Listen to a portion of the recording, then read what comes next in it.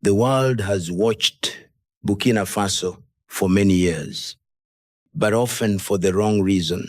For decades, headlines focused on insecurity, poverty, and instability. Few people imagined that one day this landlocked nation would become the center of a very different conversation, one about economic renewal, agricultural transformation, and the possibility of a new African development model. Yet today, that conversation is growing louder. Across West Africa, farmers are paying attention. Business owners are asking new questions. Young Africans are beginning to imagine opportunities that once seemed impossible. Even international observers are taking a closer look at a country that many had long overlooked. So what changed? Surprisingly, the answer does not begin with gold mines or military strategy. It begins in the fields. Imagine a father standing beside his teenage son as the first rains arrive outside Ouagadougou. Years ago, every planting season carried the same uncertainty. Would the harvest be enough? Would imported food become even more expensive? Would another young person leave the village in search of work abroad? This year, however, the conversation feels different. Instead of talking only about survival, many families are beginning to talk about production, processing, markets, and opportunity. They are asking whether the crops they grow today could become the factories, exports, and jobs of tomorrow. If this story matters to you, and you believe Africa's future deserves serious attention, press like and stay with us. Your support helps bring more thoughtful conversations about the continent's transformation to people around the world.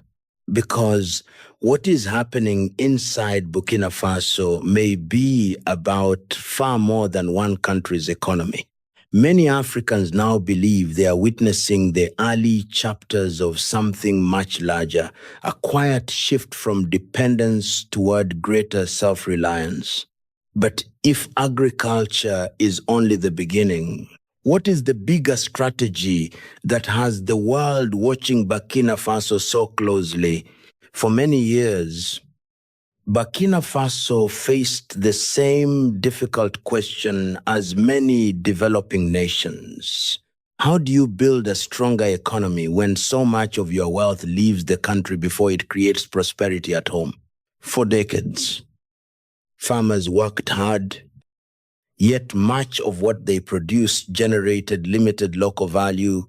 Raw cotton was exported before it became fabric. Sesame seeds crossed borders before they became finished food products. Mangoes often left the country with little processing, leaving much of the economic value to be created elsewhere. Many economists have long argued that this pattern limits job creation because the higher value activities, processing, packaging, branding, and manufacturing take place outside the producing country. That is why many observers believe Burkina Faso's recent economic direction represents more than a collection of isolated projects. It appears to follow a simple but ambitious idea: keep more value inside the country. That sounds straightforward. In practice, however, it changes almost everything. Imagine two trucks leaving the same farming community. The first carries freshly harvested cotton directly to a foreign port. The second carries cotton that has already been cleaned, processed, woven, and prepared for manufacturing. Both trucks leave with cotton, but only one leaves behind thousands of additional jobs. That difference may define the future of an economy.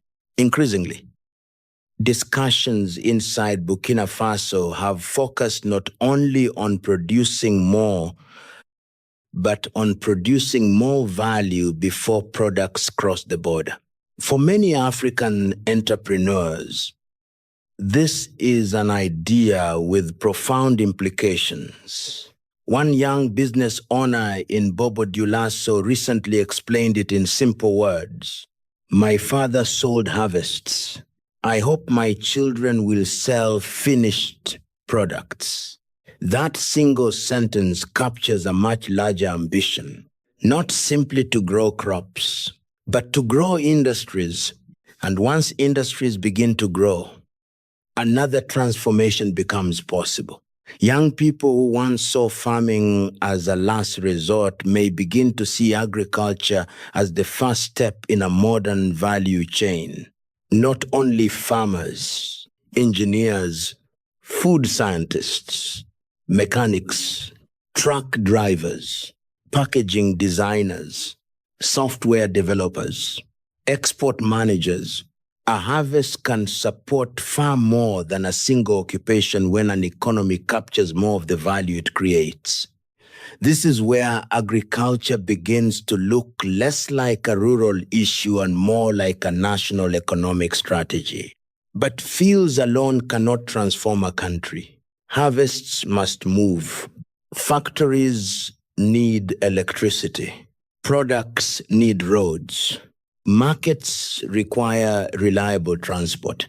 That leads to the second layer of the strategy, infrastructure.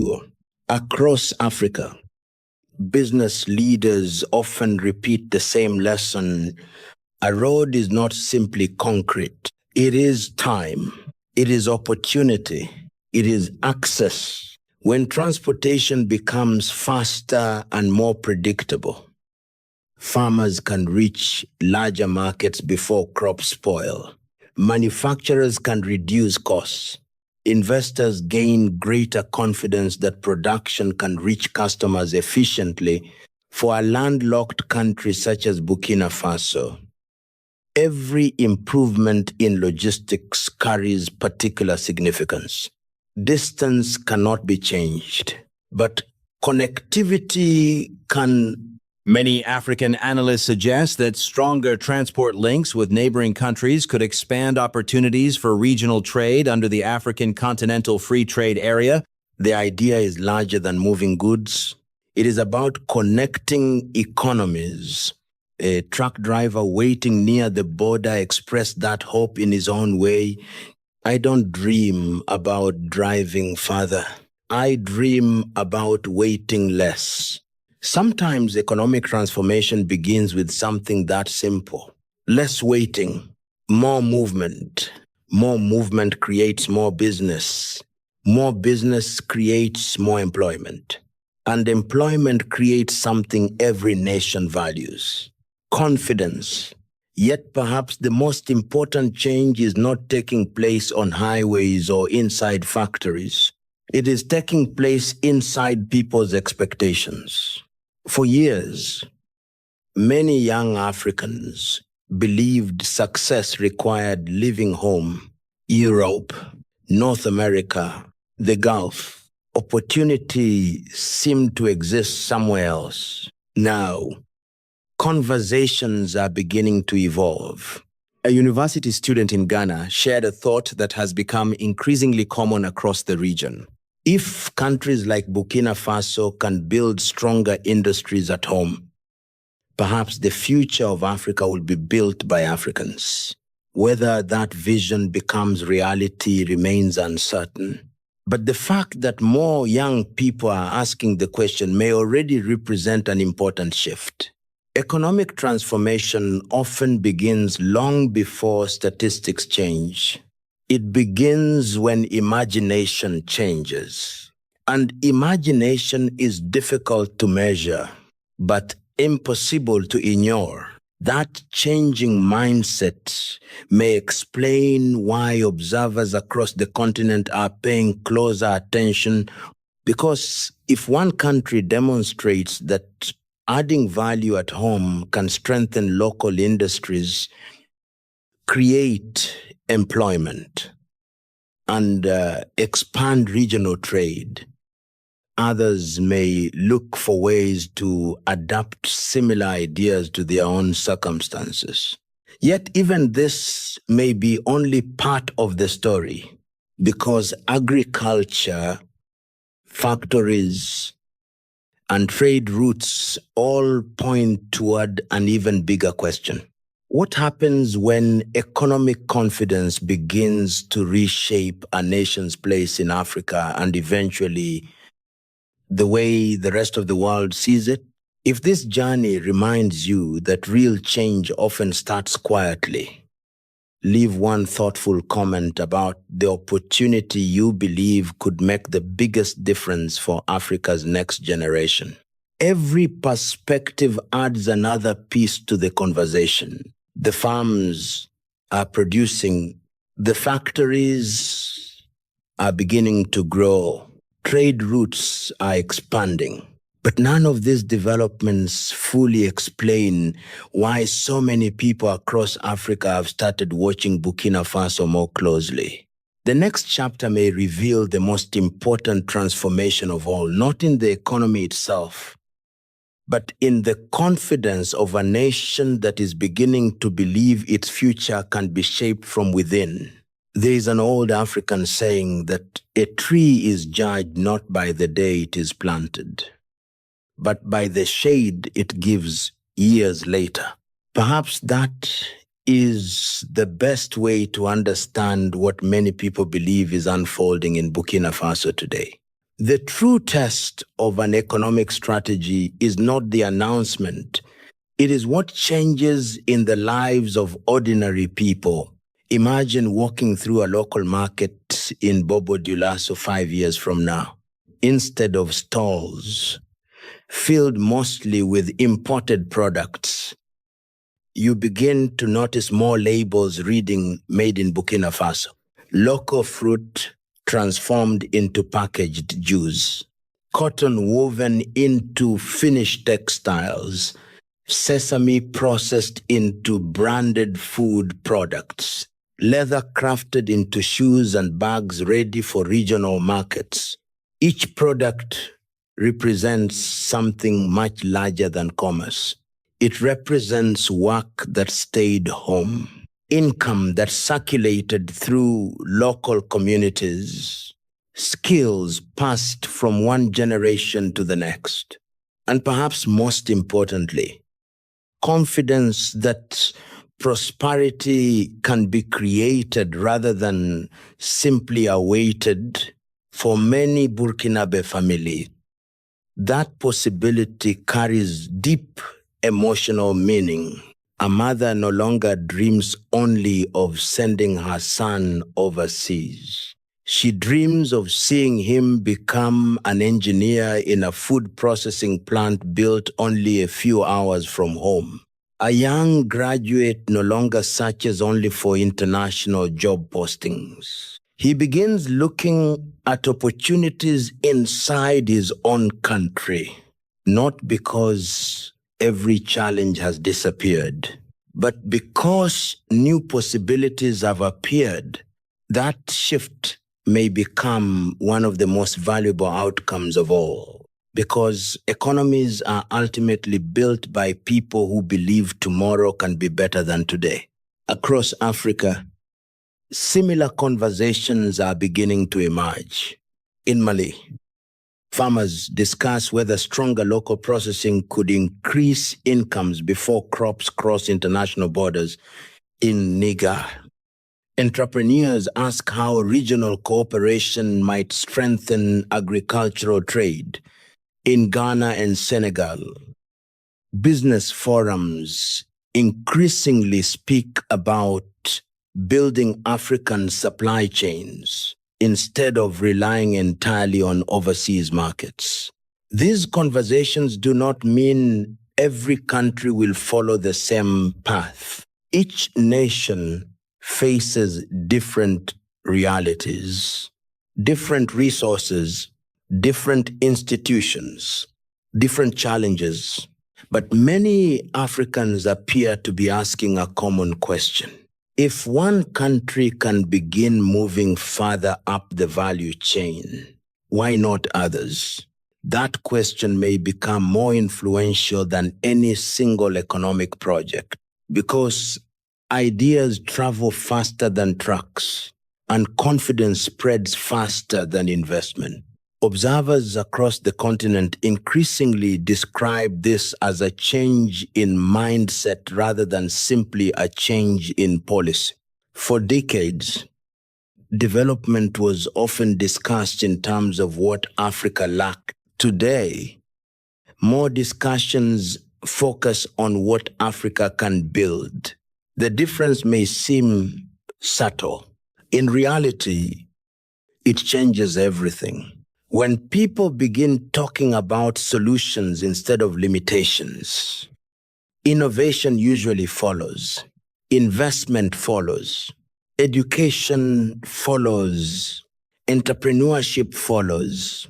History shows that many economic transformations began not with abundant resources, but with a change in national confidence. Japan rebuilt after war. South Korea transformed from poverty into industrial strength. Rwanda pursued major institutional reforms after tragedy. Each country's journey was unique. Burkina Faso's path will also be unique. No comparison is perfect. No outcome is guaranteed. Yet, these examples remind us that long-term development depends on consistent effort, practical reforms, and the willingness to invest in people as much as infrastructure. That is why many analysts argue that agriculture may be only the foundation.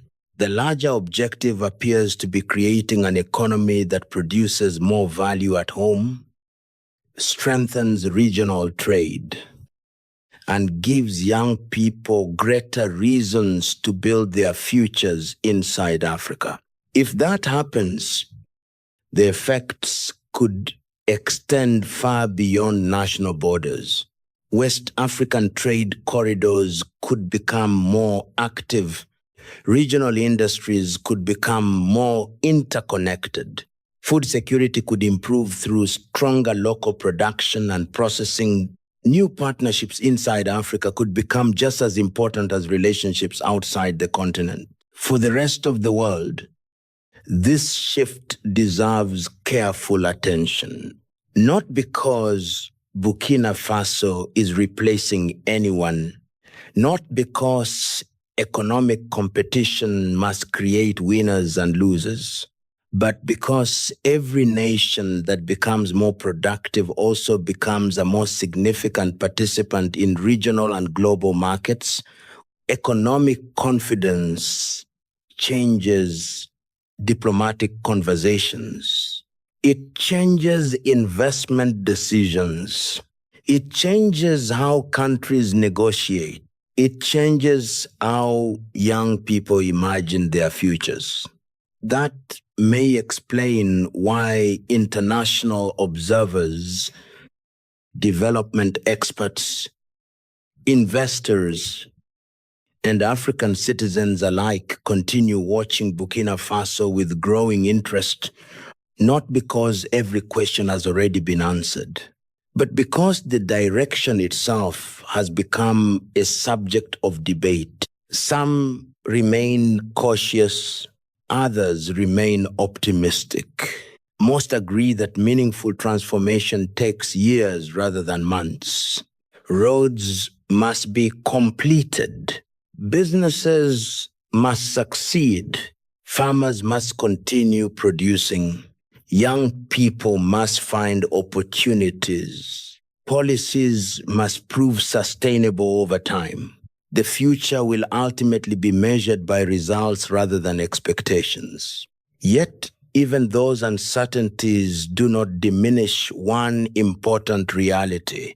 Burkina Faso has become part of a broader conversation about economic self-reliance, regional cooperation, and long-term development in Africa. And perhaps that conversation is only beginning. One elderly farmer was recently asked what he hoped his grandchildren would inherit. He smiled before answering, "I don't hope they inherit my land. I hope they inherit the opportunity to do more with it than I ever could." Those words may capture the spirit behind this entire story. Economic development is not only about increasing production. It is about expanding possibilities. It is about giving the next generation more choices than the previous one. Perhaps that is why the world is watching. Not because Burkina Faso claims to have found every answer, but because it is asking questions that many nations across Africa are now asking together. How can local resources create local prosperity? How can agriculture support industry? How can regional cooperation strengthen resilience? How can today's reforms become tomorrow's opportunities? The answers will take time. But history often begins with countries willing to ask new questions before everyone else. If Burkina Faso continues moving in that direction, its greatest contribution may not be measured only by exports, production, or investment. It may be measured by something less visible but even more powerful. The belief that Africans can increasingly shape Africa's economic future through their own ideas, partnerships, and determination. That belief alone cannot build roads. It cannot harvest crops. It cannot open factories. But without it, none of those achievements become possible. And perhaps that is the quiet transformation now attracting attention from across the continent and beyond. If this story gave you a new perspective on Burkina Faso's economic journey, tell us where you're watching from and share one idea you believe could help Africa build a stronger economic future. Every thoughtful comment adds another voice to an important conversation. And if you enjoy balanced, in-depth analysis of Africa's changing role in the world, subscribe and join us for our next report. Because sometimes the biggest changes in history do not begin with headlines. They begin with a field, a factory, a new road, and a generation willing to believe that tomorrow can be built differently.